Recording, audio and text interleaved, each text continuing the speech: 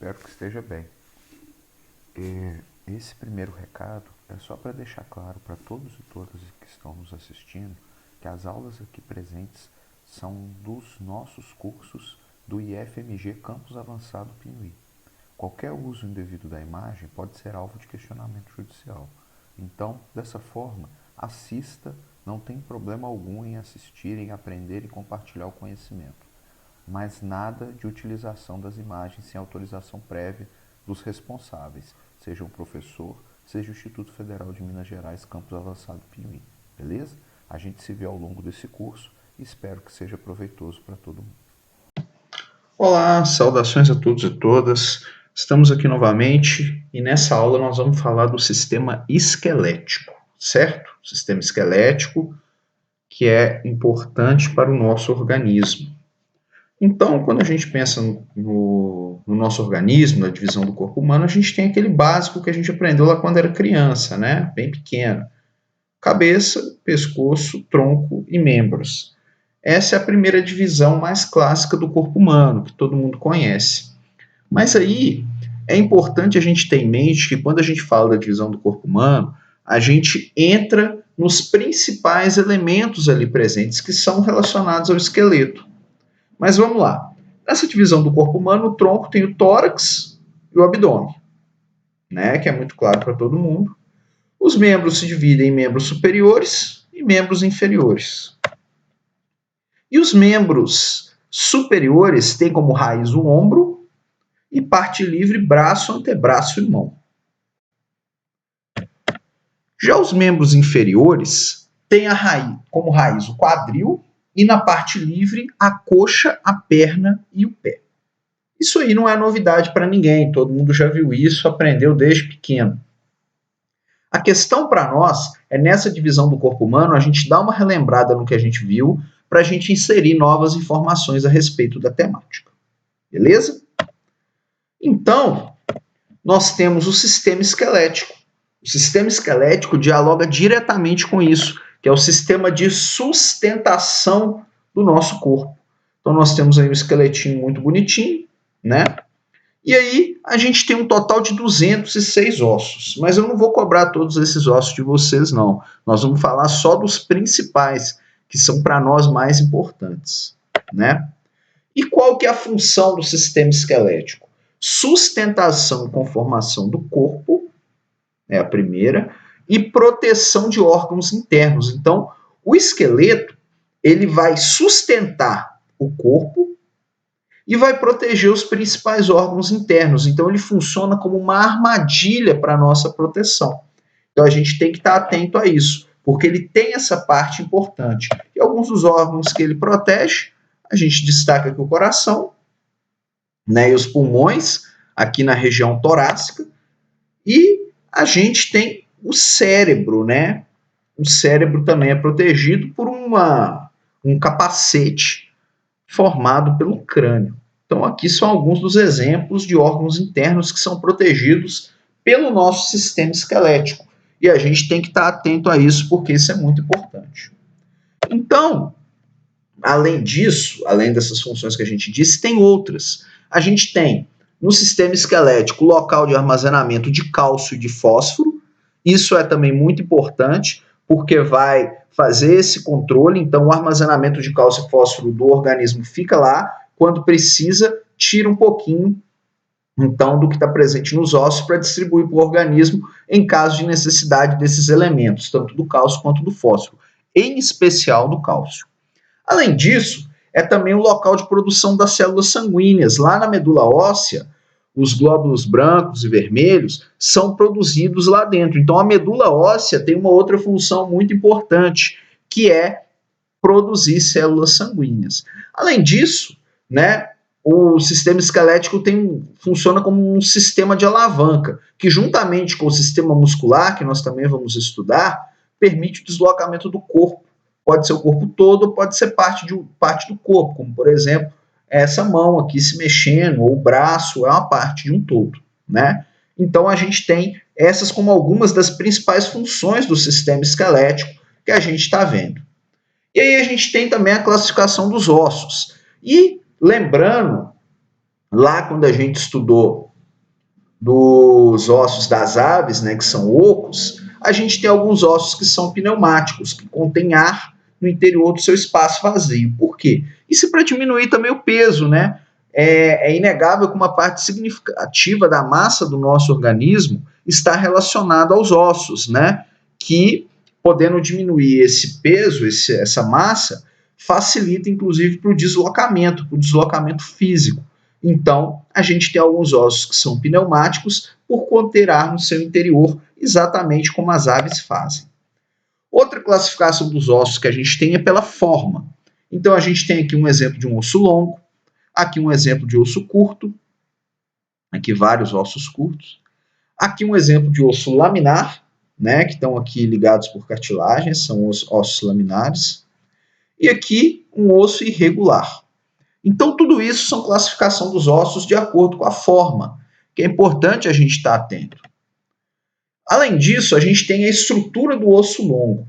A estrutura do osso longo é importante a gente conhecer essas partes. É claro que quando a gente fala um pouco dessa parte mais interna do osso, e depois nós vamos falar da cartilagem um pouquinho também, isso volta lá no primeiro ano, quando a gente falou de tecido ósseo, quando a gente falou de tecido cartilaginoso. Então veja que a gente dialoga diretamente com essa parte da matéria, porque ela não é uma matéria que é simplesmente nova, é uma matéria que é complementar a algo que já foi visto. E isso é muito importante ficar claro para a gente. Então nós temos aqui, na ponta, a epífise proximal, e na outra, a epífise distal. Aqui a gente tem a metáfise proximal e aqui a metáfise distal. E aí a gente tem a diáfise, que é o corpo do osso, aqui presente no caso de um exemplo de um osso longo, né? Essa é a estrutura de um osso longo, subdividido para a gente entender. Além disso, a gente tem a composição desse osso longo.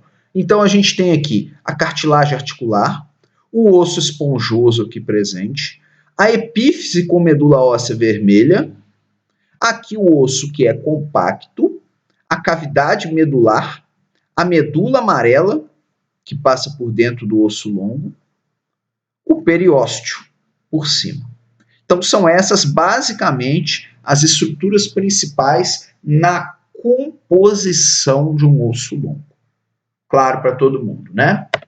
Então, nós temos aqui, vamos falar um pouquinho da coluna vertebral. A coluna vertebral ela tem 7 vértebras cervicais aqui no pescoço, 12 vértebras torácicas, 5 vértebras lombares, 5 vértebras sacrais e 4 vértebras coxígeas, ou coxígenas, que é onde forma-se o cóccix, certo?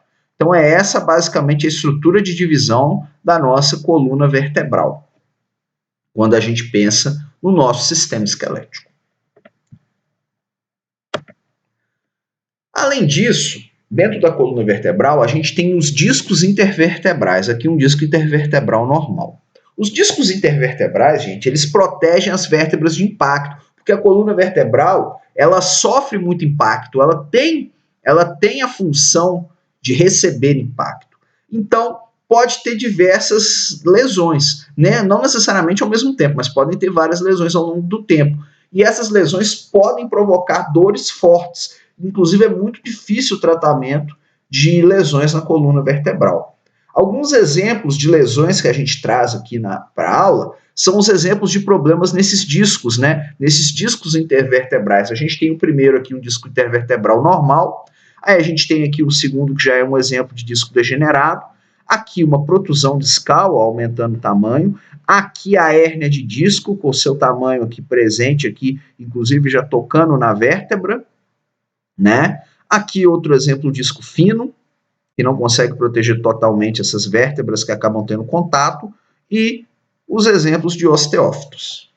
São alguns dos exemplos que a gente traz aí de lesões relacionadas aos discos intervertebrais que estão evidentemente presentes na coluna vertebral. Certinho? Os principais ossos. Esse aqui é importante a gente saber a localização e os nomes, porque isso aqui pode ser cobrado. É muito raro, mas pode acontecer porque está presente na ementa. Então, a gente tem aqui o externo, que é chato, né? Ao contrário do externo das aves, que é em forma de quilha. O externo.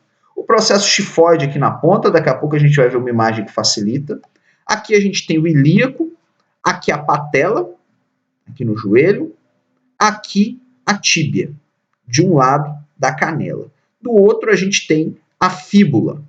A gente tem o fêmur, aqui nas coxas, que é o osso mais longo do corpo. No antebraço a gente tem o rádio e a ulna. A gente tem o húmero no braço. E a gente tem aqui as costelas, além da clavícula aqui no ombro. Esses são os principais ossos do nosso corpo e é importante a gente saber quais são e onde se localizam. Certo? Bom, pegando então a região craniana, a gente tem também alguns ossos que são importantes a gente saber o nome. A gente tem aqui o parietal, a gente tem o occipital, a gente tem o temporal, a gente tem a mandíbula, que é o mais fácil de todos, o maxilar, que se junta à mandíbula, o esfenoide aqui no meio e o osso frontal aqui na testa. São esses os principais ossos da região craniana. Belezinha? Então, atenção a isso. Pegando, então, a caixa torácica, a gente tem o manubro do externo, que está aqui em cima, o externo no meio e o processo chifoide, que é pequenininho aqui, que eu falei que ia dar para perceber. Esse aqui é o exemplo da caixa torácica, né, com as costelas aqui em volta e esses principais ossos da região do externo. Beleza? Então, atenção nisso daí para saber. E a gente tem as junturas ou juntas, né, que são as articulações, que são estruturas que servem para a união de ossos, né, um ou mais ossos, pode ser 2 ossos, pode ser 3, né, e permite a realização dos movimentos, igual a gente está vendo aqui, a dobra, né, uma dobra que a gente pode ter, por exemplo, no cotovelo. Então, é graças à presença dessas articulações. Essas articulações têm um papel muito importante, então, para a movimentação dos nossos ossos. Então, a gente comparando aqui as junturas ou juntas fixas ou suturas e as móveis aqui, né? Algumas delas presentes aqui na região craniana, né? E aqui um exemplo do cotovelo. Então, aqui a gente consegue perceber as móveis e aqui as fixas. Os nomes, no caso das juntas, né? Das suturas, no caso das articulações, nesse exemplo aqui do crânio não é tão importante assim. E aqui a gente traz uns detalhes. Por quê? Porque essas lesões em atleta, principalmente quem acompanha futebol, por exemplo, vôlei, basquete, vê muita lesão no joelho. E geralmente está relacionada às articulações. Então, essa relação com as articulações é muito importante a gente saber quais são elas. Então, aqui pegando o exemplo do joelho, a gente tem o ligamento anterior, aqui o ligamento cruzado posterior atrás, aqui o menisco lateral, o ligamento colateral lateral, o ligamento colateral medial, aqui a cartilagem, aqui o menisco medial, lateral e medial os meniscos, certo? Atenção nisso daqui, é importante saber disso aqui que a gente está falando. Bom, já indo para a conclusão da nossa aula, para a parte final, que não é uma aula tão grande quanto outras que a gente já teve a respeito dos sistemas, né, do nosso organismo, a gente pode falar de doenças do sistema esquelético. E a principal que a gente vai comentar é a osteoporose, que a Organização Mundial de Saúde considera a epidemia silenciosa do século. Então, aqui o exemplo de um osso normal comparado com um osso com osteoporose. Então, aumenta esse espaço aqui de ar, diminui a quantidade presente, né, de tecido ósseo fixado, igual a gente consegue ver aqui, ó, de um osso normal e um osso com osteoporose. E tem vários fatores de risco que estão associados à diminuição dessa massa óssea, né? Então pode ser falta de terapia hormonal após a menopausa, no caso de mulheres, baixa exposição solar, com falta de fixação de vitamina D, que é importante para os ossos, consumo excessivo de bebidas alcoólicas podem atrapalhar, ingestão inadequada de cálcio, uma dieta pobre em cálcio pode contribuir, o sedentarismo, que é um vilão de quase tudo que a gente tem no nosso organismo, histórico familiar de osteoporose, já que ela é uma doença que pode estar presente geneticamente, né? Você pode ter uma predisposição à osteoporose, tabagismo, né? O uso de cigarro é uma cria uma predisposição à osteoporose. Baixo peso, baixa estatura e idade avançada, né? O pessoal na melhor idade, né? O pessoal já na velhice tem uma tendência maior de desenvolvimento de osteoporose, como a gente percebe em muita gente da população idosa. Outras doenças que a gente vai comentar rapidamente, a gente tem a escoliose, aqui comparando uma coluna normal com uma coluna escoliótica, que é uma curva que dá na coluna vertebral e causa muita dor. Nem sempre aparece durante a adolescência, é mais comum aparecer na fase adulta. E a queixa mais comum é que pode aparecer, inclusive, algumas deformidades. Então, é com tratamento, é com fisioterapia em alguns casos e até medicamentos em algumas situações. Além da escoliose, nós temos a lordose, aqui uma lordose normal, e aqui a hiperlordose, que aumenta essa curva.